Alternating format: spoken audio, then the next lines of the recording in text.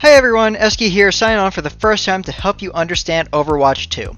Today we'll be talking about the tank role, what they do, and how to get your reps in.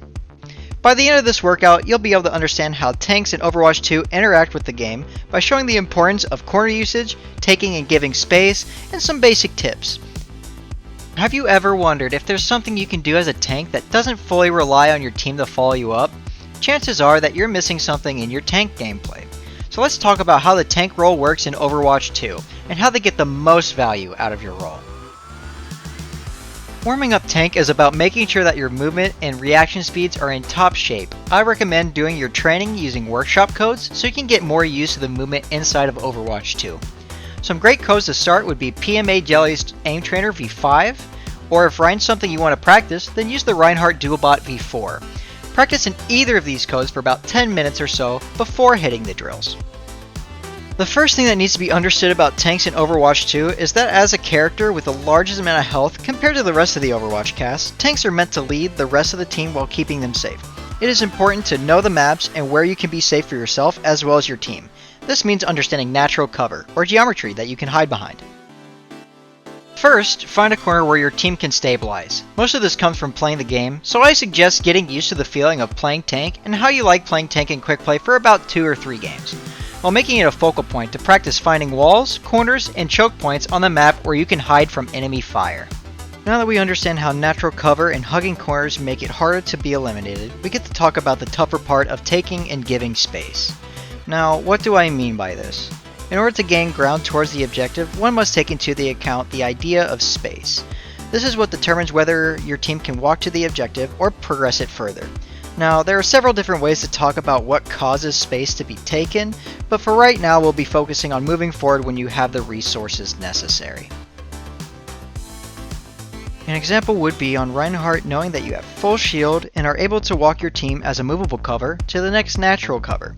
To practice this, we again go the quick play and focus on what we need to happen in order to move to the next corner. Give it another 3 to 4 quick play games to allow yourself to feel the difference of pushing with and without resources. When playing tank, I'm sure you'll notice that sometimes it can be really hard to hold space, whether that's because you're taking a lot of damage or the rest of your team is unable to use the space that you are holding. Sometimes being able to tell when it's better to give up space is better so you can fully regroup. However, it is important that when we do give up space, we again try to find a corner or a choke point where we can stand without being hit. Again, play through the 5 quick play games and try putting what we've learned thus far and add it to each one of your movements. If you want to move up, find a corner or a piece of cover that allows you to do that. If you need to give up space once you get there, make sure that you have solid cover to fall back and stabilize on.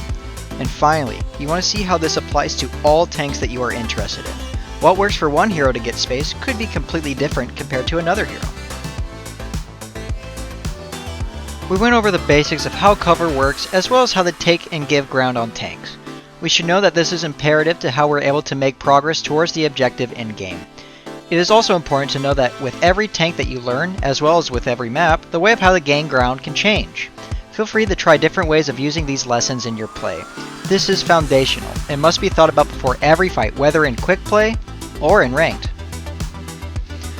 It is always good to warm up using an in-game aim trainer like I've provided, as well as warming up your reaction speed. Let's cover some common mistakes when trying to learn how tank positioning works. First, remember that Overwatch as a game is still team-based. Allow your team to make openings for you to push and help them get space they need to get their value. A sort of symbiotic relationship should be attempted first before trying to do things on your own. Second, don't be afraid of dying. Learning how to position in a game with so many possibilities like Overwatch takes time and practice. Don't be discouraged and keep trying to test your limits in positioning. Finally, if you feel stuck, watch some pros. Whenever I practice anything and I find myself hitting a wall of, what could I be doing better? I often watch someone who plays tank or whatever role I need to understand and see how they play differently than what I do. I cannot stress enough, as well as if you have a game that was a very close loss or win, save those replay codes and look at them. Those replay codes of you playing offer the most information on how you can improve based on these goals. I hope I was able to help start your journey in playing tank today. Whether you're a tank main or someone who's just interested in the role, These fundamentals are really important to understanding how to push yourself to the maximum value you can get. We'll be talking about more fundamentals later, but until then, this has been Eski with Game Gym. I'm excited to see how well you progress.